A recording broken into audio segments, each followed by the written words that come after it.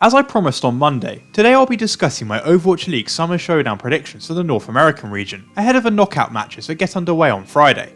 In order to go through all the games individually and in some detail, as you can already tell, I've decided to split up my preview and predictions video into two parts, one for the NA region that I'll be covering today, and another for the APAC region that I'll be uploading tomorrow, so be sure to check back for that.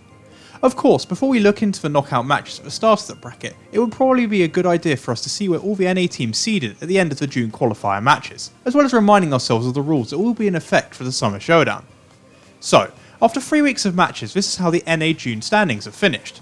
The San Francisco Shock and Philadelphia Fusion unsurprisingly secured byes for the quarterfinals, earning the first and third seeds respectively. However, the top four included two surprising entries, with the Atlanta Reign taking the second seed, and the Vancouver Titans completely turning their fortunes around to go from the 13th seed at the May Melee to now the 4th seed of the Summer Showdown, a remarkable improvement.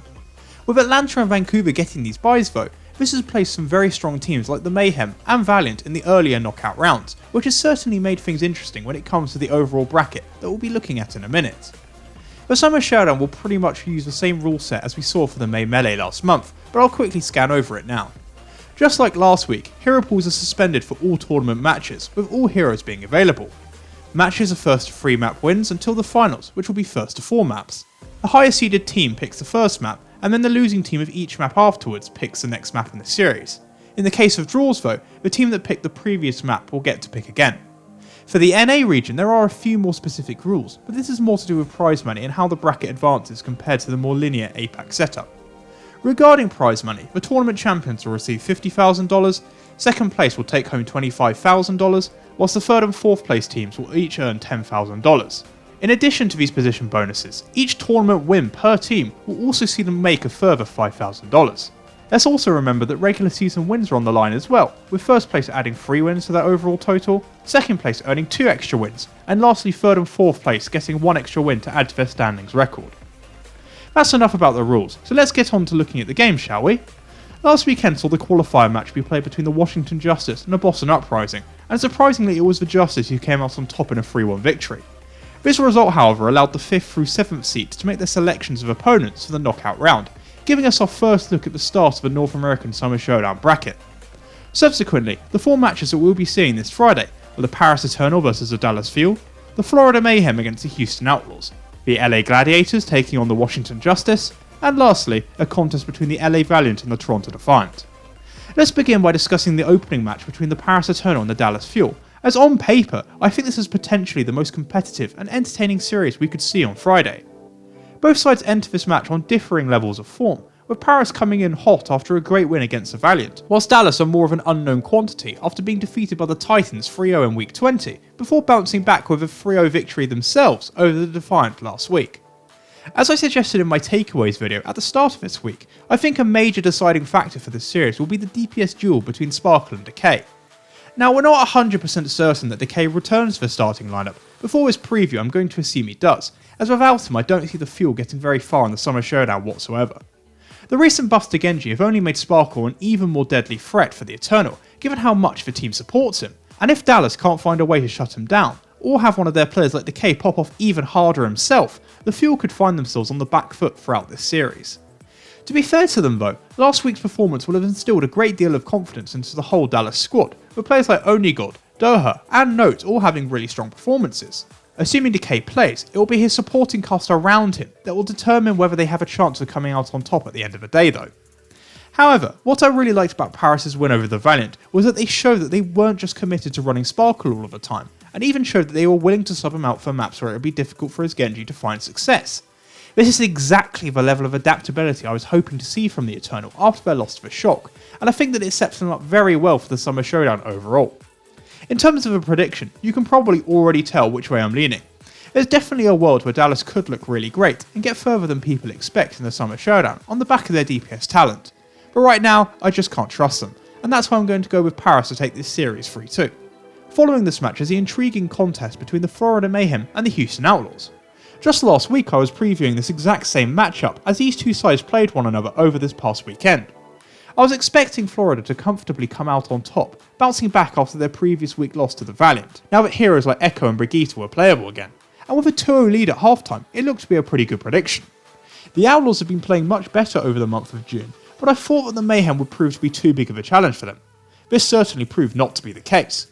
The opening half had seen them go toe-to-toe with Florida, and in the second half, Houston really started to find their groove. Dante had a fantastic game on Tracer, flanked by a good performance by Linkster on Ashe. All the while their tank line of Hydration and Meko put up an impressive fight against the Mayhem pair of Fate and Gargoyle.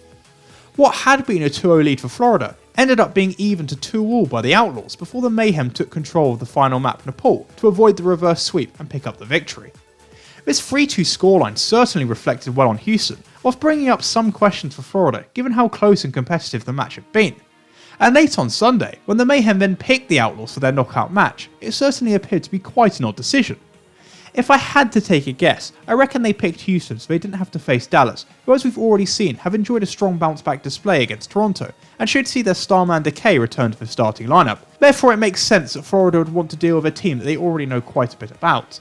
For the Mayhem, the reality is that they just have to play better and work on their defensive coordination, as they are certainly the stronger side on paper, and I think that part of the reason they played the Outlaws so close was because some of their best players, like Gargoyle for instance, weren't playing at their full potential. For Houston meanwhile, there's certainly a world where they could pull off the upset here, but for a start, I think they'll need Dante to continue his fantastic run of form.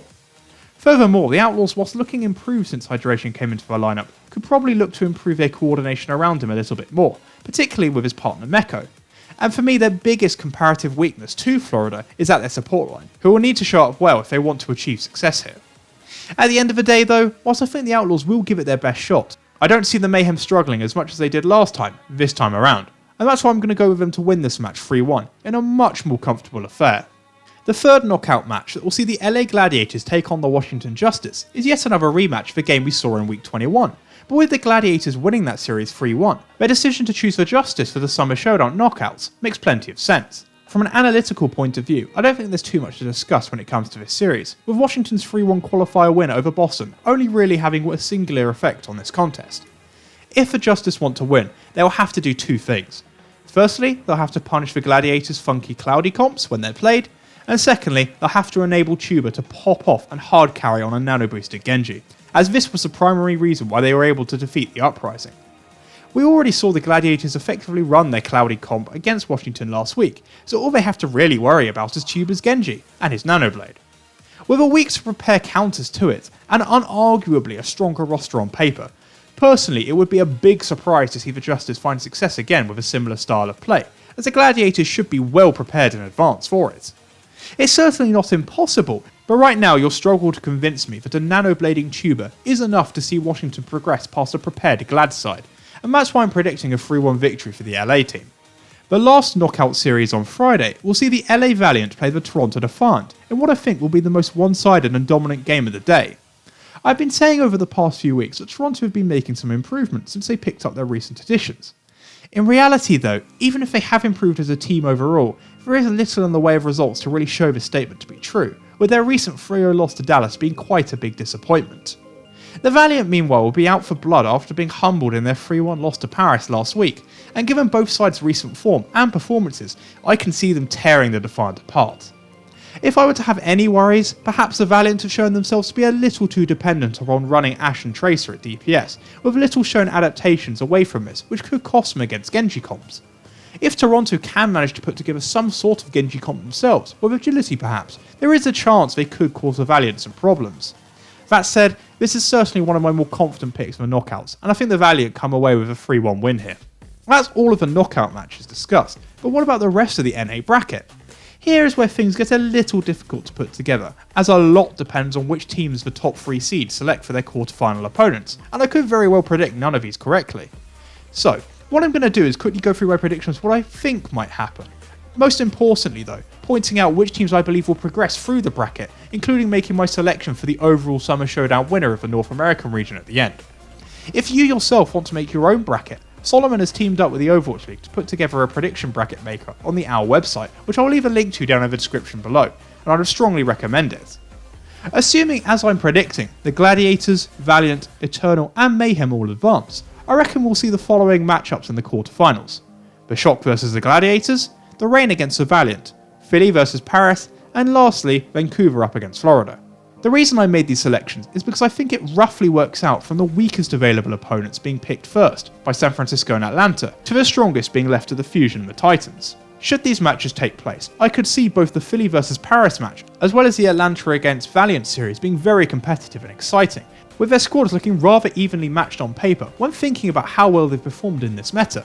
Going with my gut though, I think that it's the Eternal and the Valiant who progress to one semi-final, whilst the Shock and Mayhem have less difficulty overcoming the Gladiators and Titans respectively. Again, I think these would be two quite entertaining semi-finals, but I don't think I can see Florida getting past San Francisco, whilst I don't think the Valiant will be able to deal with Sparkle's Genji, which is why I'm predicting a final of the San Francisco Shock against the Paris Eternal.